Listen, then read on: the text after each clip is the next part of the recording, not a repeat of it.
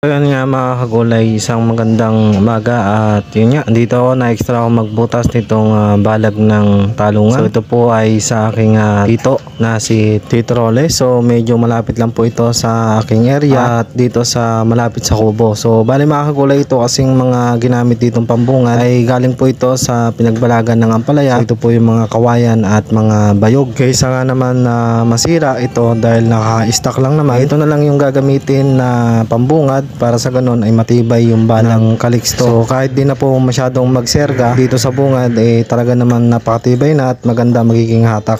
So ito nga pala yung gamit kong pambutas. Ito po yung auger drill. Sa mga nais nga po pala mag-order nito, lalagay ko na lang po yung link nito sa aking comment section. Yung tinuturo ko nga pala mga kulay, ganyan kalalim yung aking pagbubutas. Yung aking ginamit na talim dito na para magkasya itong mga kawayan tsaka mga bayog. So sa mga gusto rin magbalag ng ampalaya, ito pong talim na to ay kasama po ito pagka umorder po kayo ng auger drill. So bali itong mga gulay ay 2-stroke, tinaluan ng 2T ang kanyang gasolina, kaya kahit itagilid-tagilid siya, wala naman siya langis. Nasa makina na nakadirect, kung mapapansin nyo nga na nakahiga yung makina.